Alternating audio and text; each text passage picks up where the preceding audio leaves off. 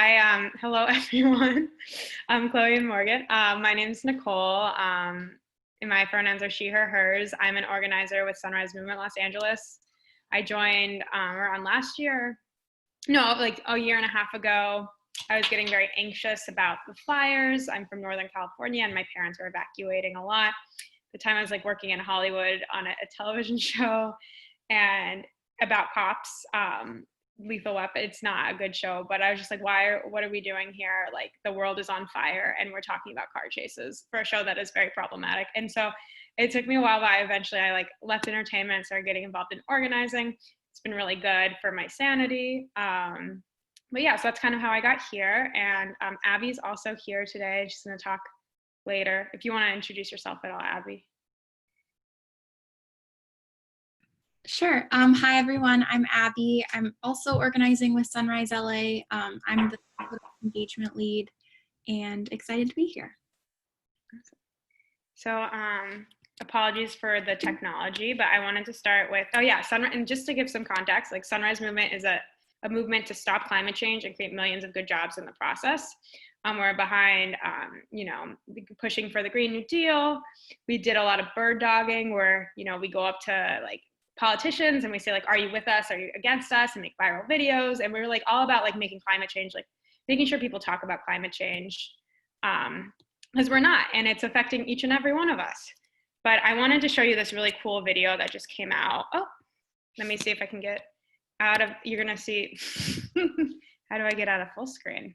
I'm just gonna stop sharing really quickly and pull it up and I'll show it to you again. Apologies for being computer illiterate. We are moving to young people and I'm on the older end, so that's why I'm computer illiterate. But here we go. Screen share. Here we go. And I thought this video was incredible. Let me know if it doesn't sound good. To make voting seem cool. They've tried being fun, they've tried being demanding, and they've even tried just being kind of horny. Dr. King, Malcolm X, freedom of speech is as good as sex. But here's how that force-fed enthusiasm translates to the real world. We all know that voting is cool. And we all know that if you don't vote, you don't count. All right, right on. There's this common belief that young people are lazy and unengaged. Fact is, there's a lot of you guys that got that fucking Pokemon searching around, driving around, looking for fucking Pokemon. That shit ain't gonna do shit for you. I don't know who created Pokemon Go, but I'm trying to figure out how we get them to have Pokemon go to the polls. While youth turnout has always been low, the stereotype that young people don't care about politics isn't true. In 2016, 9 in 10 young people said they'd intended to vote. But in reality, only about half of that number filled out a ballot. Of course, there are plenty of things that could be done to improve this. You know what other countries do in terms of the right to vote all over this world? They say automatically, with all of the technology out there, you are 18 years of age, you are registered to vote. That's it, automatically. What's the problem? What's the problem? The problem is that many Republicans see voter suppression as politically advantageous. So much of the Democratic asks are really liberal left wish lists. We don't want to have voting rights and aid to aliens and so forth. That's not our game, and the president can't accept that kind of deal. Senate Majority Leader Mitch McConnell says he does not support legislation by Democrats to make Election Day a federal holiday. This is the Democrat plan to restore democracy? A power grab that's smelling more and more like exactly what it is. One of the important choices voters will make is the Democratic nominee to challenge Mitch McConnell, but Kentucky could be headed for an Election Day disaster. Everybody's vote should count, and it shouldn't be fair that we're cut off on a certain time when there's people that work still. In the United States, the reality is that voting is not cool. Cool will be a country that empowered all of its citizens to vote. Puerto Ricans continue to be treated like second-class citizens. They did not even have the capacity to choose for this president, yet they continue to suffer at the hands of this administration. Cool will be a system where corporate interests weren't allowed to seep into every aspect of policymaking. Corporations can spend freely now on political campaigns. From my perspective and Senator McConnell's perspective, that's a good thing. Cool will be a country where the candidate who gets the most votes wins the election. These are human beings that voted, so why does it matter where they live? We are not a democracy. You are aware of that. Well, we are a constitutional republic. Do I need to educate you about that? By the way, all those people in the back are fake news. And Cool will be a government where unpopular Republican politicians couldn't dismantle basic voter protections just because they know they can't stay in office without disenfranchising young voters and people of color. Voting rights have become a partisan issue. They did not used to be. Broadly speaking, Democrats are pushing to ease restrictions on voting. Republicans have put new ones in. It's not easing restrictions. What Democrats are trying to do is make sure that everybody in this country has a right to vote when they're 18 years of age. And what Republicans are doing is so un-American, it is so outrageous that it is literally beyond belief. They are political cowards, and if they can't face a free election, they should get another job. Regardless, if enough young people vote, the odds dramatically shift. That's why we get ads like this. If you think superheroes like me can fight all your battles for you, think again. Voting for your local, state, and federal representative lets you choose who's on your side in all the issues we face today. But despite the way voting is portrayed in PSAs, vote and tell them Spider-Man sent you. Fundamental change doesn't come from yard signs alone. It comes from picket signs. Think of it like this. President Lyndon Johnson gets credit for signing the Civil Rights Act, and the Voting Rights Act, and the Fair Housing Act. But when he became president, he did not have the record of a civil rights champion, not by a long shot. In 1948, he ran against the unions, supported big business, and spoke out strongly against civil rights. His first vote in the House of Representatives in 1937 came against an anti-lynching law. He'd voted against every civil rights bill in Congress from 1937 to 1956. JFK put him on the ticket to win the Southern segregationist vote. Martin Luther King Jr., in an essay published shortly after he was killed, said that meaningful civil rights legislation wouldn't have come from Kennedy or Johnson without a fight. Kennedy did not voluntarily submit a civil rights bill, nor did Lyndon Johnson. In fact, both told us at one time that such legislation was impossible.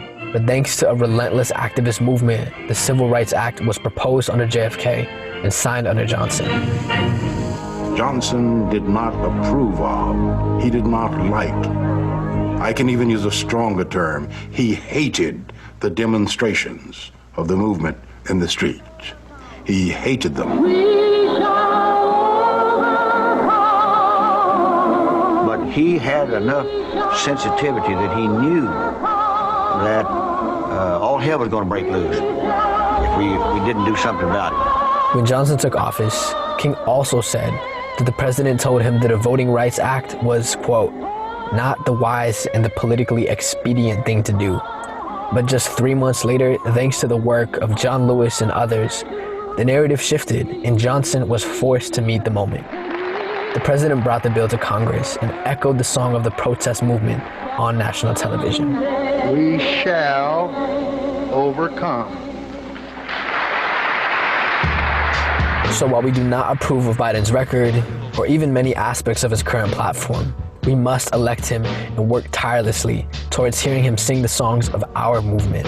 Varsity Prakash, I'm the executive director of Sunrise Movement. Thousands of UN climate scientists came out saying that we have 12 years to radically transform every part of our economy and society to stop the climate crisis. And science tells us that how we act or fail to act in the next 12 years will determine the very livability of our planet. We're with Sunrise and we're fighting for a Green New Deal to stop the climate crisis and to create millions of good jobs in the process. An opportunity for America to lead the world in clean energy and create millions of new, good-paying jobs in the process. Last week, Task forces convened by Biden and Sanders unveiled the results of this collaboration. We pushed them a lot during the process of the task force. We were able to move up the timeline on decarbonizing the electricity sector by 15 years. So now the Biden administration is committing to 100% clean electricity by 2035. We have a provision to move to 100% new zero-emission buildings by 2030 and a commitment to sit down with labor leaders within months of the inauguration to set standards for zero-emission vehicles. Make no mistake, it will take persistent work to truly make the most of this moment. But none of that will be possible without stopping Donald Trump's disastrous administration. Crises met with inaction. I wanted to always play it down. I still like playing it down. Yes, sir. Because I don't want to create a panic. Calls for justice met with violence. And a world literally on fire met with shameless denials of science. It'll start getting cooler. You just watch. I wish science agreed with you.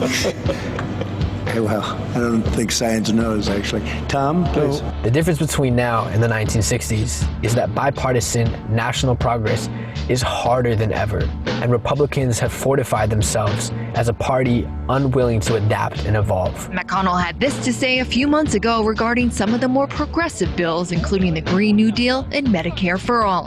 Think of me as the Grim Reaper. None of that stuff is going to pass. None of it. Republicans are seizing every opportunity they can to maintain power.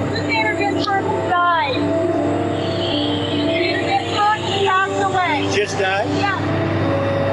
Wow. With the election less than 2 months away, McConnell says the Senate will act to fill the vacancy, even though he spent most of 2016 denying a confirmation hearing to Merrick Garland. I was shocked that former President Obama left so many vacancies and didn't try to fill those positions. I'll tell you why. I was in charge of what we did the last 2 years of the Obama administration. I will give you full credit for that. And by the way, take a bow. All right, that was a good line. But they are more unpopular than ever. And Trump is clearly scared. Will you commit to making sure that there is a peaceful transferal of power after the election? Well, we're going to have to see what happens. We have reached our most defining moment in electoral politics. I know there are people out there who say, oh, Trump's crazy. He says this, he says that. Don't take him seriously. Take him seriously. Don't tell me about a free transition. He says that he's not sure if he will leave the presidency if he loses the election. Voting for Joe Biden is not about whether you agree with him. It's a vote to let our democracy live another day. Our ability to push forward the agendas of our generation will be determined not only by how we vote going into November, but how we mobilize the morning after the election. We're forced to vote for Biden, but we're not going to lie about Biden. We're not going to lie about Harris. I want fundamental change. When Black Lives Matter started several years ago, we all know how it originally was perceived, that it's this fringe group disrupting society, but that is honestly the true work. The ballot box very often is the thing that moves last in reaction to movement. And a lot of it requires that deep in the trenches work of being in the streets. Voting out Trump is a stepping stone. It's the one-time choice that allows us to make more meaningful choices down the line, to strike in the millions leading up to and through Inauguration Day, and to build our political power in Washington. How did Markey pull this off tonight? Ed Markey aligned himself very, very strongly, very, very forcefully with the Green New Deal, with climate change efforts. He got an endorsement from Alexandria Ocasio-Cortez, and the result from that, he is cleaning up in college towns. He is cleaning up in places where there are young voters, and it resulted in this primary in a strong majority. Breaking news in campaign 2020, Jamal Bowman has been declared the winner over incumbent Congressman Eliot Engel. It's a huge upset for Engel, who has served 16 terms in Congress. Jamal Bowman ran on a Green New Deal, Medicare for All platform and joined recent protests demanding an end to racism and police brutality. Now to a stunning political upset out of Missouri overnight. Cori Bush, a progressive activist and veteran of the racial justice protest movement, defeated 10-term incumbent Congressman William Lacey Clay Clay's father held the seat before him, so Bush just toppled a 52-year political dynasty. We are not a passive demographic. We are not waiting to be led to the polls by celebrities or politicians, because this is bigger than an election. All across the country, there are millions of us waiting to join you. In these next weeks, join our movement and get to work right away to send Trump and Republicans a simple message: get out of the way. We've got work to do.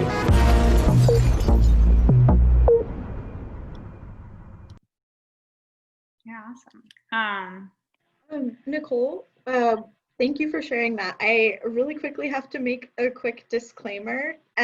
So just to be clear, at LACCD, we've invited Sunrise and we welcome diverse perspectives, but as a public agency, LACCD does not support or oppose any political party. These are the views of today's speaker session presenters and not necessarily the views of LACCD, or not the views of LACCD, even though many policy goals may be in alignment in terms of addressing the climate crisis. So just had to put that out there really quick, but I'm very excited to get to your presentation and hear about some of the work that you guys do. Of course, yeah. Understand the disclaimer. Yeah, I guess I wanted to take a moment before I share my screen again, just to like hear from anyone who like watched that video, if there's like any feelings that came up. Like, how did you feel watching that? I personally felt like very terrified when McConnell was talking about like blocking legislation, and then like very hopeful when I saw Ed Markey. But yeah, any other feelings come up for anyone? Very for youth engagement in the election, so it's always cool to see young people get out there and participate and make themselves heard. So that was something cool. Cool. Anyone else? It's definitely daunting to think about like the president not stepping back if he loses. And the idea of taking to the street is like very scary, but that is something that like Sunrise Movement is like pushing for. Also, Sunrise has been very supportive for the movement for Black Lives. A lot of what we're pushing for with the Green New Deal is like so tied to racial justice. The people I'm sure that your speakers before have talked about how, you know, climate justice is like environmental justice is racial justice. It's all so tied. Yeah, let me start presenting again. We're just going to talk a little bit more about what Sunrise L.A. has been doing, because that was from Sunrise National. And there are ways to plug into Sunrise National as well. They do a lot of political work, a lot of phone banking, a lot of postcards. Yeah, here we are focused more on local races. But here's some things we've done. We've been doing some wake up protests, and they're called Wide Awake. And we visited Senator Bob Hertzberg up in the Valley at 6 a.m. to kind of, yell at him. He is a state senator who's taken hundreds of thousands of dollars from the fossil fuel industry, and he voted no. He's a Democrat. He voted no on a bill that would create buffers between oil drilling and homes. So around 5 million people in California live within 1 mile to oil drilling. And we know that that has really negative health impacts on definitely for people who are pregnant, but it leads to asthma, to cancer, and other states. Even Texas has like laws that say you can't drill for oil next to people's homes, but in California, we still don't have that. So this senator is responsible for why we don't have that in California. And this was very recent. This was a couple months ago. So after the election, one of our goals is to start a recall campaign for Bob Hertzberg, because he wants to run for more office, and we want to show him like, hey, we're watching. Like, these senators think that they can, especially in state assembly, think they can get away with things because no one is watching them, because who cares about state politics? It's so like, it's not very transparent, but we're trying to show them that we do care. That's one thing we've been up to. Another thing, this is more recent, this was a protest outside Fox headquarters. The day of the debate, we found out that they were not going to talk about climate at all before the presidential debate with Trump and Biden. And so we went to Fox and demanded that they talk about it. And they did ask a question about climate. I don't know if that's because of us protesting right before. But yeah, did anyone see that? Was anyone watching the debate? Yeah. Was the question about climate, did anyone have any thoughts about that? Do you think I don't know. I walked into the debate for that section. It was very horrific to watch. It was hard to watch Trump denying it, even now. But this is something we have been doing on the local level, because it's sometimes hard to get excited about Biden. But it is really easy to get excited about these incredible candidates who we've endorsed at a local level. So I actually wanted to pass it over to talk about all of our elected officials to Abby to talk about all of our endorsements and how you can get involved. So I had like a real brain cloud. Yeah, Abby, are you ready to take it away? Sure. Yeah, so the way that Sunrise works is we have national, like Sunrise National, and then we have hubs all over. So Sunrise National has their own endorsements, and they've endorsed 17 candidates for US House or Senate. And then each hub has autonomy over local and state endorsements, as well as like local congressional races. So Sunrise LA, we're a pretty big hub, so we've made 9 endorsements this cycle. Our candidates are on this poster. And we're doing a lot of different stuff. We're trying to phone bank for them, some no-knock canvassing. We also have teams, like we just have really talented people that come to our hub and happen to work in the industry, or they're photographers. And so we actually direct them to these campaigns too. And we've made videos and done photo shoots for the candidates. But this is a poster for a very exciting thing. It's very timely that we're presenting this today, because tomorrow night we're going to have a fundraiser for our endorsed candidates. I don't know how we got these names, honestly. I think Sunrise, we've been in the news a bit with like Senator Ed Markey's re-election and Jamal Bowman, which they mentioned in the video. And so we're so excited for this event tomorrow. Admission is free. If any of you want to come join, you'll be able to hear from each of our candidates. You'll be able to donate and learn more about volunteer opportunities with Sunrise and see comedy sketches from the people on this poster. And we'll have music. It's just gonna be really exciting. I am stoked about it. And yeah, that is one thing. So that's tomorrow night at 7, and the link is at the bottom, the bit.ly Rise LA.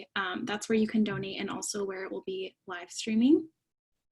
And then this has links to our volunteer opportunities. So now through November 3rd is really, really crunch time. We have less than 4 weeks, which is sad. But the first link is to our volunteer form. So if anybody watching this is interested in maybe not doing phone banks, which are the next 2 links, but doing no-knock canvassing or banner drops or anything, you can fill out that form and we'll plug you in for the election. And then we have phone bank links, so that will sign you up for a recurring phone bank that we do that rotates through our candidates. And there's a training at the beginning of the phone bank, so no experience necessary. My first time phone banking has been during quarantine, and I'm a total introvert, so it was intimidating for me, but it's really fun at these phone banks because literally you'll be told everything, and you'll stay on a Zoom call and be able to chat with a group of people, and it's fun. And then, yeah, the last link is to that fundraiser that we mentioned. But just wanted to say quickly, like for anybody watching who hasn't done electoral work before, I got involved with electoral work the day after Trump got elected. I was super depressed in 2016. And I will just say, like, getting involved, it feels so good.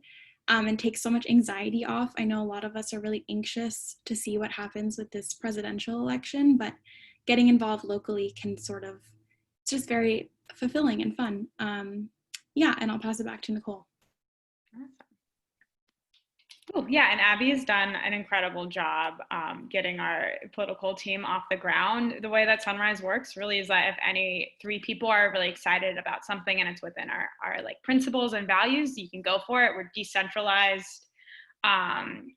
So yeah, Abby did that. And if there's something you're excited about, if it's like a banner drop or a protest, you can do it in Sunrise. And we'd love to support that. Other things we're working on is really supporting frontline communities in Los Angeles and lifting up their work. That's part of what the protest at Bob Hertzberg's house was about. We were asked by frontline communities to kind of yell at him because Sunrise gets away with doing, other organizations do more of a, sit down with politicians and like play political games, and Sunrise doesn't really do that.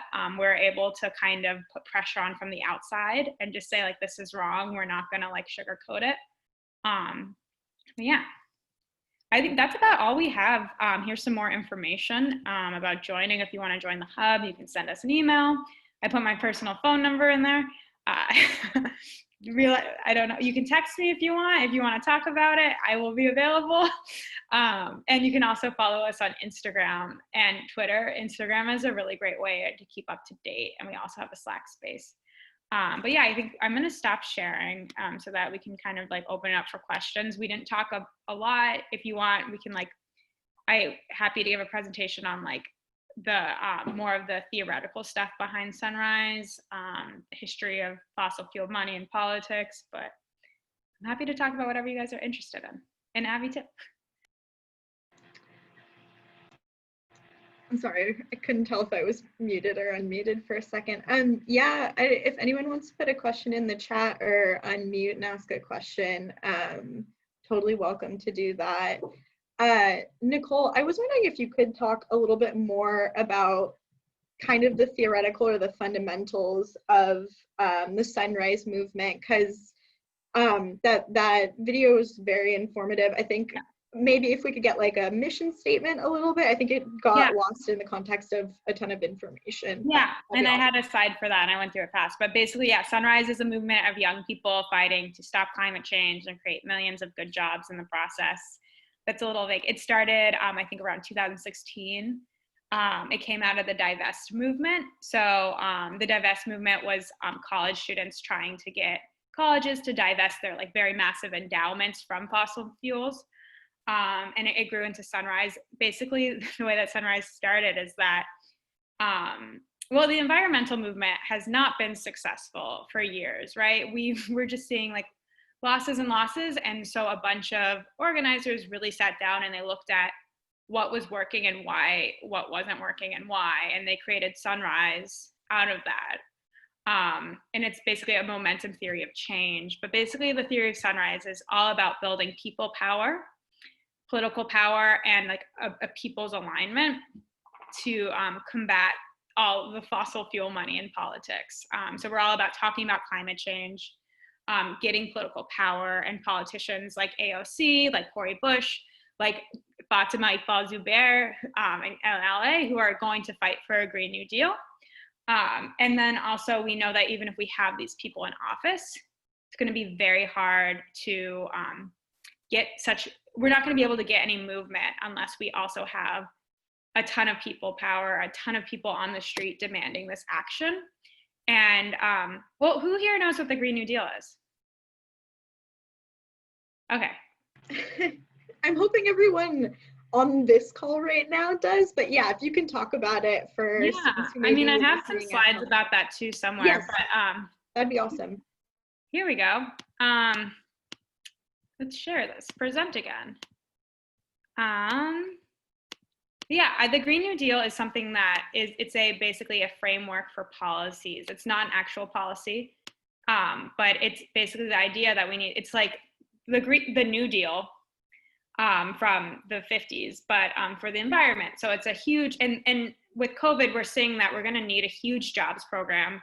We're gonna need Medicare for all. We're gonna need all these things to keep our economy going. And so the idea is, why not, like, as we rebuild our economy, why don't we make it green? Like, why don't we build housing that is has electrification, that is energy efficient? Why don't we invest in jobs that aren't coal jobs? Right now, our country and our state is spending billions of dollars on subsidized fossil fuels. So, and one thing in California is biogas, basically renewable natural gas. It's very expensive. Our state is spending billions of dollars to invest in that. What if instead of spending that money on a fossil fuel infrastructure that we know leads to climate change and is dirty and is in communities of color, what if we put it into solar and other cleaner, or wind, or other cleaner methods of energy? And what if we made sure that the people whose jobs were lost had good jobs? Like, what if we made sure that as we transitioned to clean energy, everyone who was impacted had healthcare, had a job, had a seat at the table? So that's kind of what the Green New Deal is. Yeah, here you can see pictures. Ooh, does this look funky to you? This slide? For some reason, it's not all black for me. But basically, it's a mix of racial justice, environmental justice, Medicare for all, economic justice, disability justice, just concerns of rural communities. Oh, there's a lot of, it's basically everything, and that can be very overwhelming. But if we're going to address the climate change, we have to address the systematic inequalities underneath, because who's being like hurt the most by climate change? It's communities of color. Where are we polluting the most? It's in Black and brown communities. That's where we're drilling for oil in California. And also, if we're gonna get climate action, we're gonna need a huge movement. And so that's why it is all, like, that's why it's good that they're also linked, because, you know, not everyone wants to fight for just climate change, but other people are fighting for more immediate things. And if we can loop them all in together, you know, if you don't have a home, you can't really fight for climate change. But that's why, like, combining like the housing crisis with the climate crisis can be actually like good, makes good policy. Did that make sense? Cool. Yes. That was a long answer to like Sunrise's principles. But we've been planning for like mass strikes for a while, and things were kind of like, with COVID, our strategy changed a bit. But the plan was to get millions of people out on the street because, and this is the exciting part, there's a professor who, I'm blanking on her name, who found that Erica Chenoweth, who found that every movement that had 3.5% of the population activated and sustained nonviolent mass non-cooperation, they were able to win their goals, like whatever they were fighting for. So with like the Black Lives Movement, with the civil rights movement, labor strikes, they all won huge gains. So with what's happening now, if we just keep this momentum up, like I think we can win. That's what Sunrise is working on. But yeah, and Morgan, you asked a question, do you think climate change is not a real question? Do you mind expanding on that? That was in response to the, what did you think about debates, which was a silly question to ask, but thanks. No, I'm curious to ask, you know, having working for the Sierra Club, joining the youth climate movement 12 years ago, sort of the previous generation of youth climate activists. I don't know, I'd really be curious to hear what you would say is sort of, like, what do you want to from the big greens, from the environmental organizations and some of the older environmental leaders? What do you want to change there? That's a great question. So you asked, like, what would we want to change about the big greens? Yeah, I mean, what's your ask? What's your like request? Ask. Yeah. I think money, support, and not even for like Sunrise Movement L.A., just for like other youth movements in Los Angeles, Youth Climate Strike, Indigenous Youth Council. And I know that Sierra Club in LA supports like Stand LA, but like resources and money, yeah, you can give to Sunrise too. You do have so much not wealth, but a lot more power than we do. That would be helpful. Yeah, I mean, it's really us against like the fossil fuel industry. But so big picture is like, we're not against the big greens, but I think that's something. Abby, do you have anything to add to that? Tough question. Yeah, thank you. I mean, it's all part of the bigger conversation, and I hear you. definitely. Yeah, and I'm sure there's like some endorsements. There's like some political, like Sierra Club, did you endorse David Rue? Like there's some things that I think I think Sierra Club plays other like political games, not political games, but does make calculations differently than us. Yeah. Maybe some coalition building or partnership building could do that. And I actually did want to ask a question. You guys are really about, I mean, mobilizing young people, but I feel like a lot of people come to your organization never having organized before, and just from like newsletters I've gotten and that kind of thing, you guys do provide a lot of training for people who are interested in learning how to organize in different ways, including like digital organizing and that kind of thing. So I was wondering if you could talk about that. And Morgan, maybe one of the good asks would be to have people go to those trainings and go out and hear those concerns and, you know, see where you guys can build those partnerships and those coalitions to build a more united front. So yeah, but if you can talk about like what is open to the general public for anyone who's like never done anything before and is like, I want to get involved, that would be awesome. Yeah, so, and yeah, and more, we can talk more too. I definitely think like we should all be working together more, but like as long as we're heading in the same direction, it's good. You know, it's going to be chaotic, but we do work with Sierra Club a little bit. So trainings, Sunrise L.A., we hopefully will be having a training after the election, which like new members are 100% welcome to. But Sunrise Movement National has trainings online that are open to everyone that are incredible. The Sunrise training I went to when I got involved was life-changing because I was viewing climate change in like a different frame, in a very like neoliberal to say it frame. I was thinking like, oh, like I need to give up plastic, I need to be vegan. And like, I wasn't even like, I studied environmental science in college and I wasn't even thinking about the fact that the fossil fuel industry has so much power. And it's like, it's not like on us as individuals to fix it. But as a community, we can be very powerful. So if you go to sunrisemovement.org, you should be able to find the trainings. And I can, Chloe, if you want me to dig that up, and when you email out, I can find that. Yeah, that'd be awesome. I see a question in the chat too. Yeah, I'd say trainings are essential, but also like, you know, you don't need to be an expert on climate change to talk about it, to get involved. Like, I think that's one thing that I think the fossil fuel industry is pushing is like that you have to know the science to like be a climate activist, to like talk about climate change. Everyone's always challenging the science, but like, you know, it's affecting us to like, if you're in LA right now, you're being affected by climate change, like our air is unbreathable. You can talk about it. And that's one thing I learned from Sunrise is like, you can just talk about your experience and like your like fears and anxiety and health. And that's valid. That's like more valid, and people will connect with it more than they will numbers. But yeah, what are some things that students can do with their communities to take on these issues beyond voting or political activism?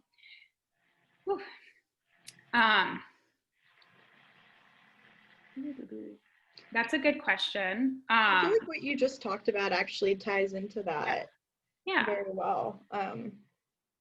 Yeah, I think so. I think that Sunrise Movement is like the name is misleading. We are not the movement. We definitely are not the movement. We came into, especially environmental justice, like later. Bunch of white people, we're working on that. We're not all white, but we do tend to be more like college educated, and we are working on a lot of like anti-racist work within our organization. But there's been organizations fighting climate change in Los Angeles for decades. And so we are just like showing up to that movement and trying to lift up that work. But there are so many ways to plug in, and it's so tied in. So like if you're excited about homelessness or housing rights, or if you're excited about racial justice, like they all are, it's like one movement going in the same direction. So I would say like find what you're passionate about and like find an organization that fits with you and like join it, or even just like talk to your neighbors and see how you can support them, because with COVID especially, we're seeing like mutual aid is becoming more and more essential. And like talking to your neighbors and supporting them when they are in need is organizing. Like, that's huge, because then when something happens, when you need to rent strike, you know, if you need to build together, if the earthquake hits and you need help, like, your neighbors are so important. So like, even just talking to your communities is huge, and probably the biggest thing. And that's something that Sunrise needs to work on as well, is just like knocking on doors and talking to people and seeing what people are concerned about. Oh, Abby, you have something? Yeah, I completely agree with what Nicole said. And I just wanted to say, for anybody who, I really like the question, because I feel like it is intimidating. Like, Sunrise is pretty political, but all of the things that Nicole just mentioned are true. And I think a good way to find what organization might resonate with you is just follow a bunch on Twitter. And that way it's like on, like, in your mind, or Instagram or whatever you have. I would recommend following Sunrise L.A. I'd also recommend like People's City Council, Food and Water Action, K-Town for All. There are tons of these local organizations, Ground Game, and a lot of people in Sunrise are also working with other organizations too. So I think it's good to find your passion and your thing and then plug in. And like Nicole mentioned, we do a lot of political work, but we also are trying to get into the mutual aid space more. So I think that's my recommendation, my number one tip. Yeah. And if on campus, like, there's an issue that makes sense to organize around, like, that's great. I know that, like, it sometimes feels like a lot of effort to go find a new group and join. So I'd say, like, whatever is just like natural and that makes sense and is exciting. And unfortunately, like, so much of organizing now is around just like necessity, around life and death. And so yeah, finding like how you can fight back and build power in your community is good, necessary.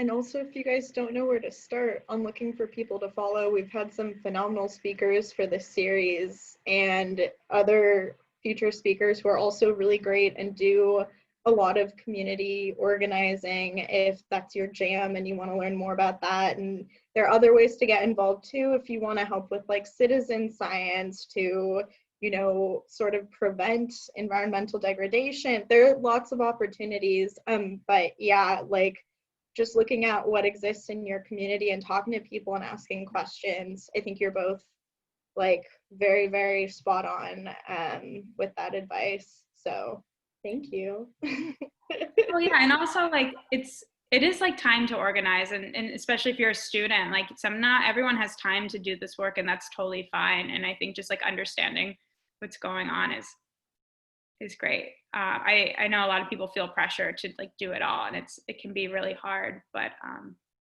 yeah, definitely all skills are so useful in the movement. So if you don't like talking to people, but you're great at drawing, like, that's huge. Or if you're good at design, like coding things, huge. Awesome. Yeah. I think we're pretty much going to be done with questions, but I did just want to ask, can people intern with the Sunrise Movement? Do you guys have any kinds of positions like that for students to get involved with? I know you hire, I think, a lot of youth to work on your campaign, so that's also a way to go. I was wondering if you could talk about that really quickly. Yeah, so Sunrise National, which, to be fair, like, the hubs are very independent. So Sunrise LA does not have the capability of hiring or doing internships.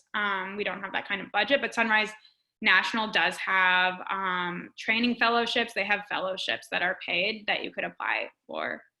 But you can also, a lot of us, I had a job on a local campaign for Nithya Raman for a while, like plugging in. It is close to the election now, it might be hard, but plugging into endorsed candidates is a great way to get experience too. But, yeah. Awesome. Okay. Unless anyone else has any questions, I think I'm going to go ahead and stop recording for now. Are we good, everyone? Yeah? Okay. Awesome.